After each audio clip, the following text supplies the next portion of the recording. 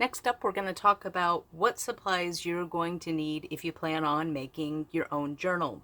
So the first thing that you need will be the paper that goes inside the journal.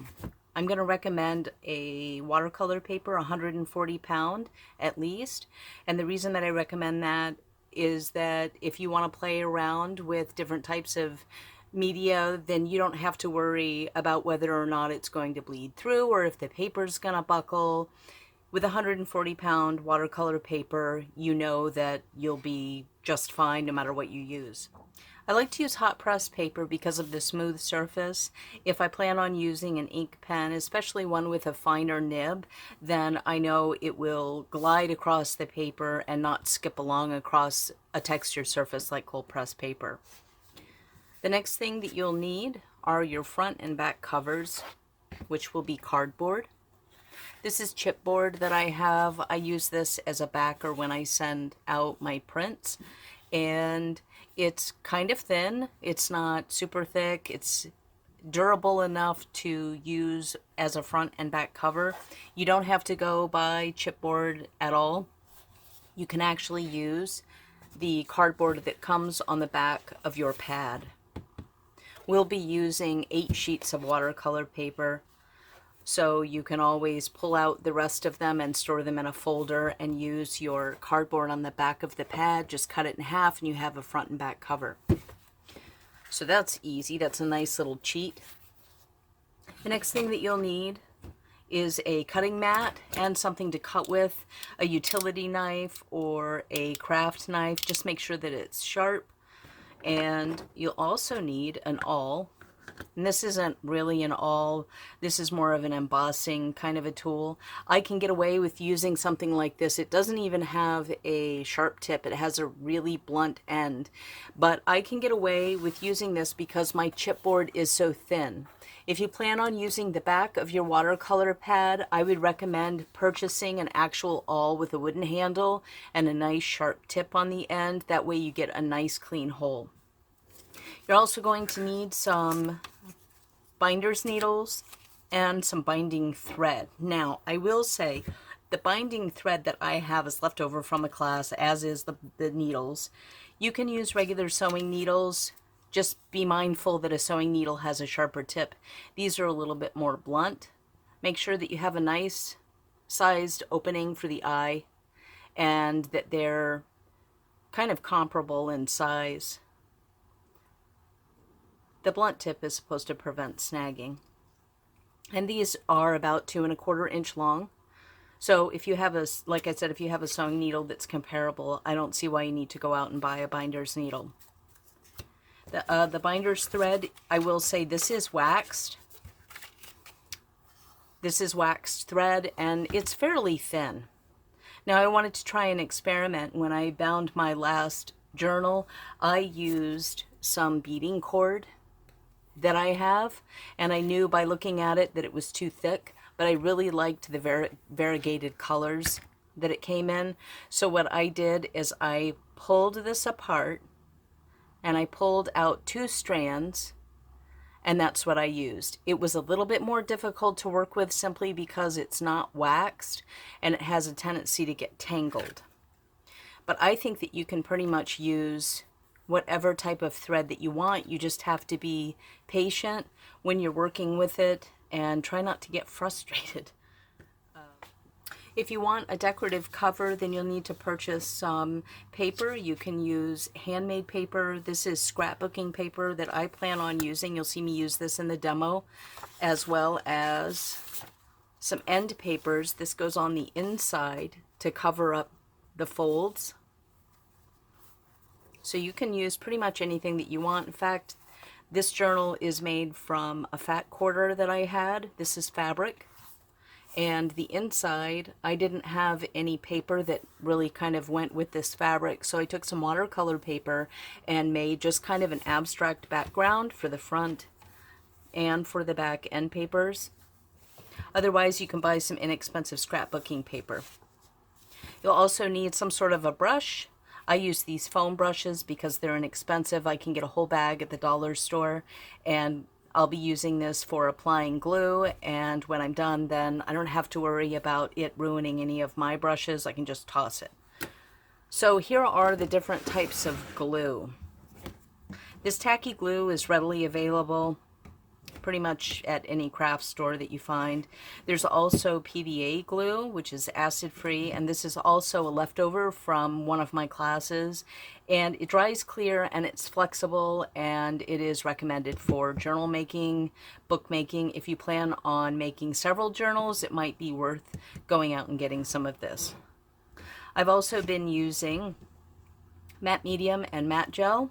I use the matte gel to adhere the fabric to the front of my cardboard, and then I laid books on top of it so that it would dry flat, and it worked beautifully. So anything that you have on hand that is in the way of a craft glue, you could probably use to get your paper on your front cover. If you want to leave your cardboard surface, that's fine too. It would look pretty cool with some doodling on the front or maybe some decorative painting. The first step of making our journal will be folding our paper in half for the pages. I do want to mention that watercolor paper has two surfaces, two sides. There's a front and there's a back. And the surface on the back is a little bit different. It's not quite as textured. We're using hot press paper, so they're both relatively smooth. And the back side's not going to prevent me from painting on it or writing on it or anything like that, but I do kind of like to remember which side I am folding which way. So I plan on folding mine this way so that the watercolor surface is on the outside. We'll be folding 8 sheets, and I have mine all folded here. I do want to mention that I forgot to tell you that you might need a bone folder. Watercolor paper is a bit tough as far as making a nice fold. I don't have a bone folder, so I have been using the wooden end of my foam brush, and that seems to work okay. So what you're going to do is fold each of your pieces of paper in half this way, and when you have 2 sheets, you'll stick one inside the other, and that's called a signature. When you're finished, you should have 4 signatures. I'm only putting 2 sheets of paper per signature because 4 sheets is it's too difficult to work with watercolor paper. If you're planning on just making a journal that you sketch in, let's say in the future, you can use nothing but drawing paper and you can fold 4 sheets per signature and make an even thicker journal. So I already have mine all folded, and the next step would be to cut your cardboard. If you're using the back of your pad, then all you need to do is cut this in half. I'm going to go ahead and cut my chipboard.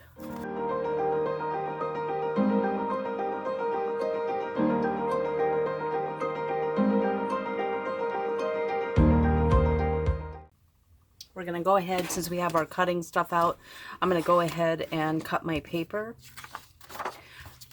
So think about which papers you plan on using for your end papers. Those will be cut to the same size as your front and back cover.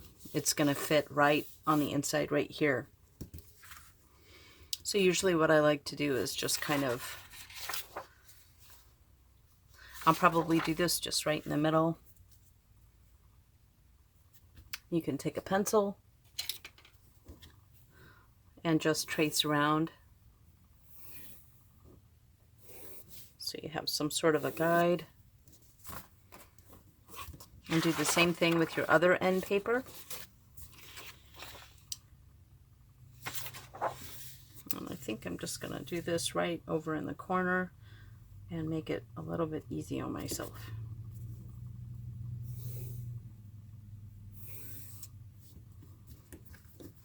Now for your front and back covers,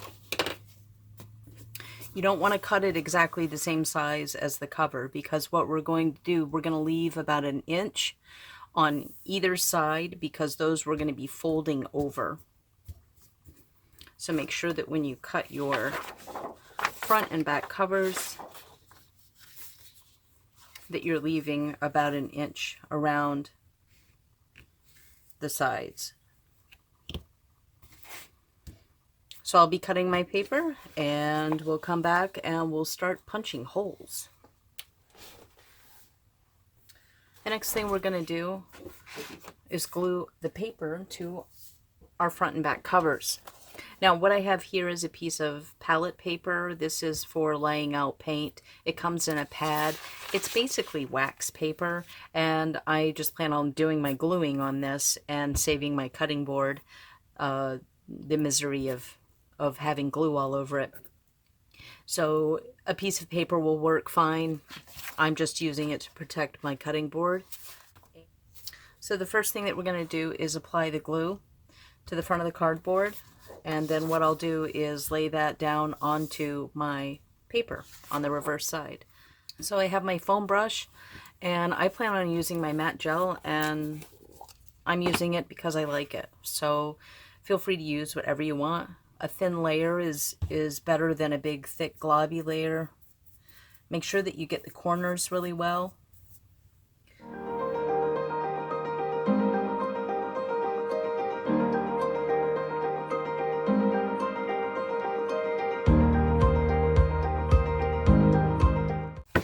Now we'll move on to making the holes in our signatures. So what you'll need is the signatures that you folded and made, and you'll need your ruler, and you'll need a pencil, and you'll need your awl, and what I find works really well is the actual needle that we're going to be using. That's what I usually punch the holes in the paper with. So what I like to do is take one of my signatures and I'll measure and find about the halfway mark, which is 4.5 inches because I'm using a 9-inch long piece of paper, and then go ahead and mark at 4.5 inches right on the spine. And I do an inch out from my center mark. So I'll do 5.5, it's an inch, and then I'll do an inch on this side, and then I'll do another inch from this mark,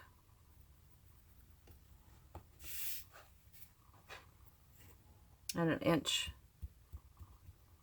and I'll do one more on either side.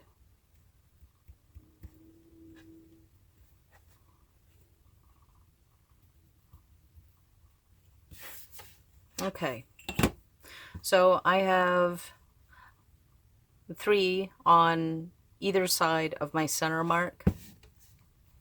What I'll probably do is just do these 3 on either side. I won't actually make a hole where the center is. So take your signature and you're going to lay it on top of your other pieces of paper and make sure that they're lined up nicely. You can also use some binder's clips if you want to hold this down while you do this part. It makes it a little bit easier. You don't have to. You can just kind of squish them together with your hand. That'll work too.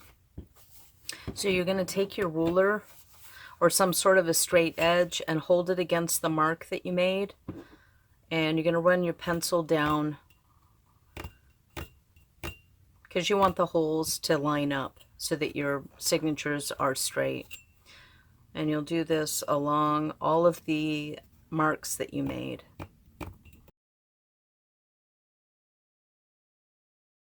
So there you have pencil marks on every signature, and you'll know where to poke the holes.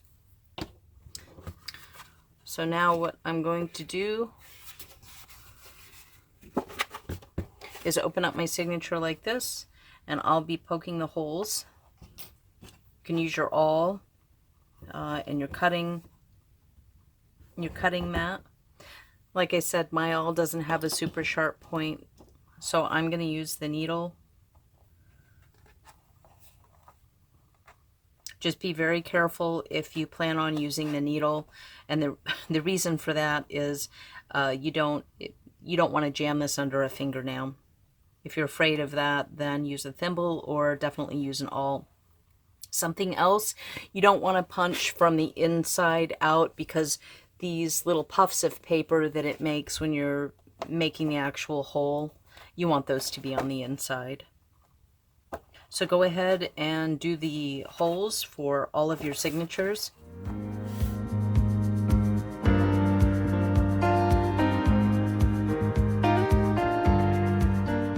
Now that our paper is dry, the next thing that we're going to do is cut these at an angle so that we create tabs that we fold over and glue to the cardboard.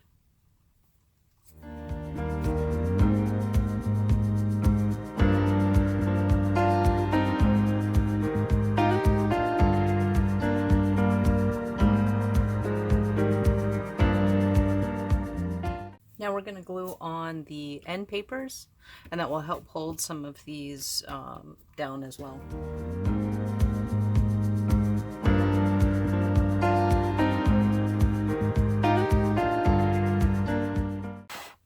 Now for my pieces, you'll notice that the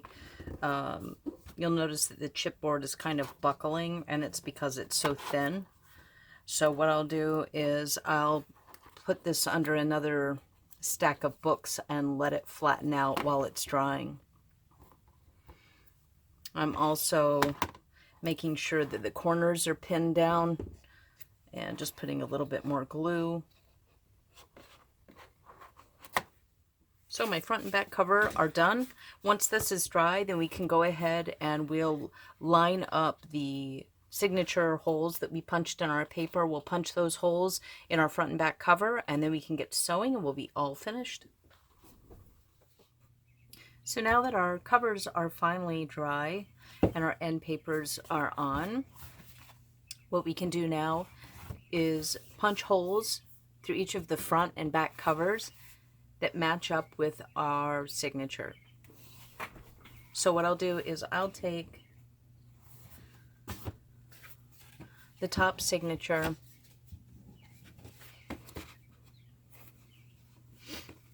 and mark along the edge. Actually, what I'm going to do is flip that around, because I'm going to mark the front, and I'm going to push the awl through the front, and the little puff of paper will be back in the back so that you won't be able to see that. The holes are going to be maybe about 1/4 inch away from the edge of the book. And if you're using a dark paper like I am, it's probably best to use something like a white pencil that you can see. So I'll mark where the holes will be.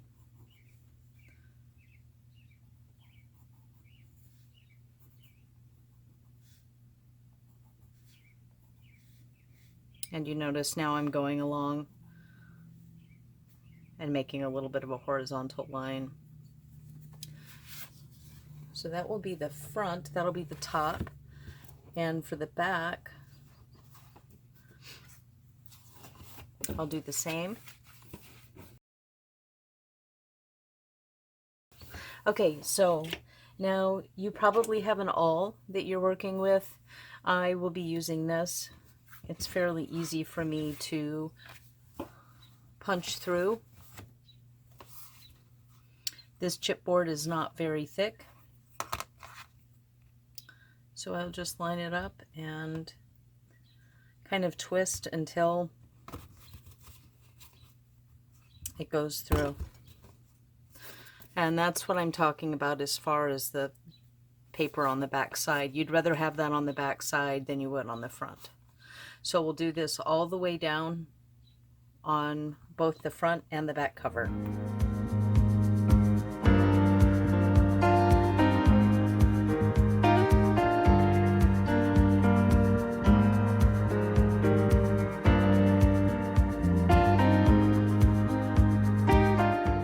Now we can begin the actual stitching of the book. And as I'm showing you how to do this, I'm going to hold the book up on its end like this to show you so that you can see.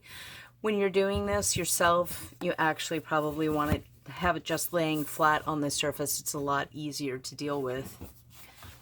And I'll lay these off to the side, and the next signature that I pick up to add on will be this one, and we'll work this way until we get back to the top cover. So next you want to get your needle and your thread. And we are going to double thread this. So what I do normally is about 3 times the length of the actual book. And since we're double threading, it'll actually be 6 times the length. So you can just kind of roughly guesstimate. It's not a big deal if you run out of thread. And if we do, we'll tie off and start a new thread. So now that you have your binder's thread double threaded with a knot at the end, we're going to start sewing from the inside of the signature. So you'll start in the first hole and you'll start from the inside. You'll go through both pieces of paper. I'll hold this up so you can see what I'm doing. You'll pull this through. Your knot will be obviously on the inside. Now you're going to go up through the bottom of your cover. You're going to start from the bottom and work your way up. Like this. And then what you'll do is you're going to loop around this stitch right here. You're going to go through. Sometimes you'll see me stick my needle underneath and go around. And it's just, sometimes it's easier to do it that way than to try and stick a long needle in.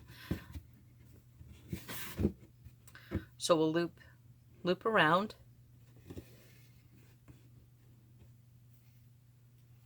Like that.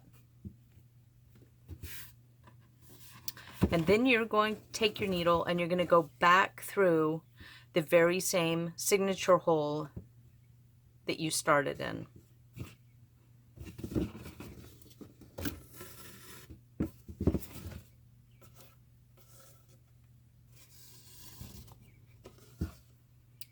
And you're going to repeat this all the way down until you get to the last hole, and I'll show you what we'll do in the last hole to attach the next signature.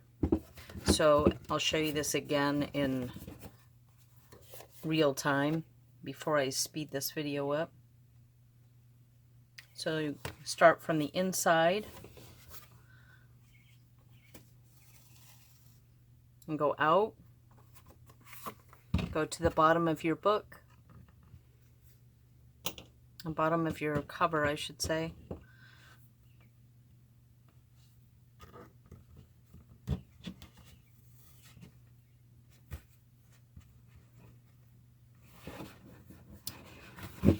Loop around your stitch that you just made.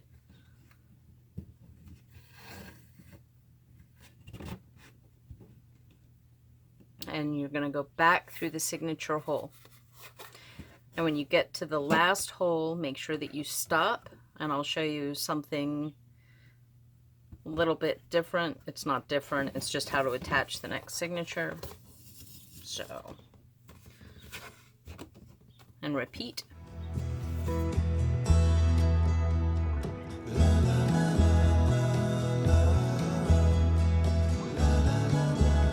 Now for the last signature hole, you'll do exactly the same thing and go from the inside through the bottom of the cover and back up, loop around,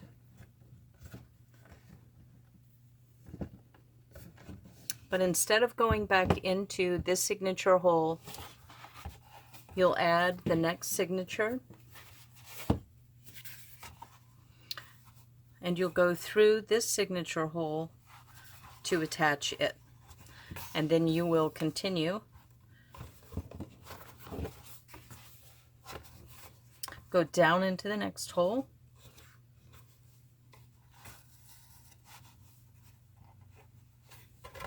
Make sure that this is nice and snugged up and you don't have a long stitch like that. So you may have to go inside your book and kind of pull it so that it's snug. And pull your thread on this side. And now what we'll do is, we're going to loop around the previous stitch.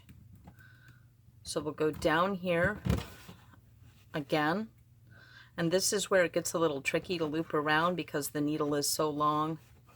You may have to go in through the signature and back out that side.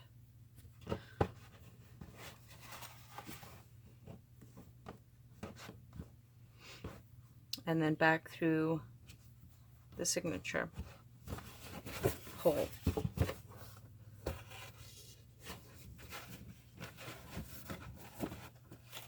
My string is getting a little bit on the short side, so what I'll do now is I'll tie this off and I will start with some fresh thread. So all you need to do is go through one of your stitches like this, tie it off into a knot,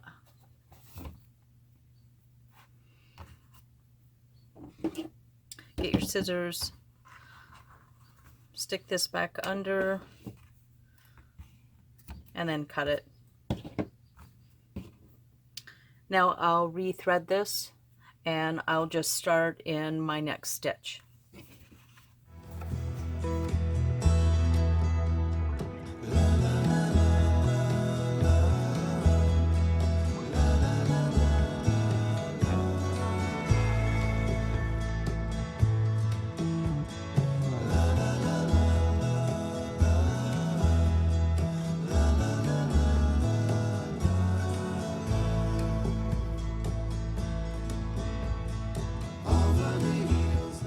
For the final signature and the cover, you're going to go through the cover first.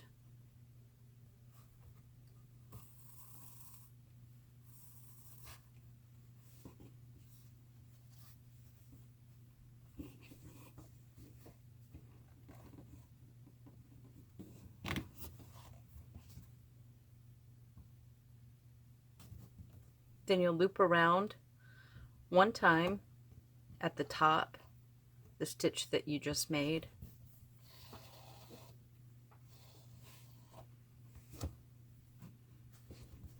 Try and keep these pulled tightly.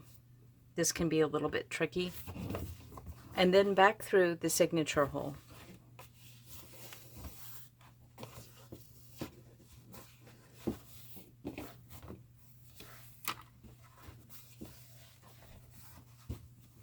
We'll go back down through the next hole.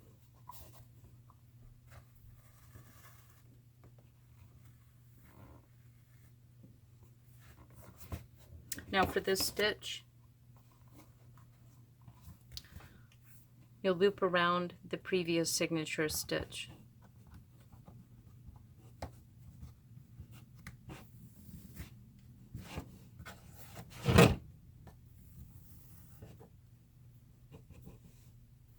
Through the cover, through the top.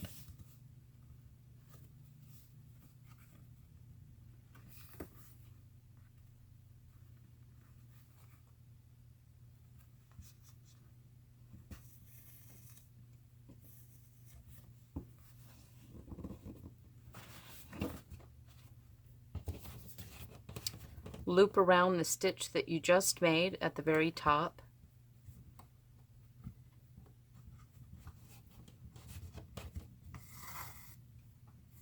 And then you're going to go back through the signature hole, and you'll continue to do this for the remaining holes.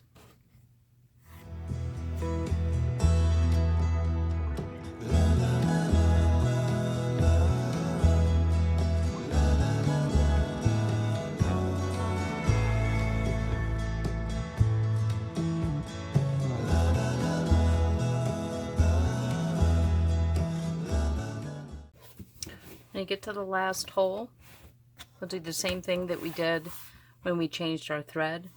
And you'll just loop through and make a knot. Go back through the stitch and cut off your thread.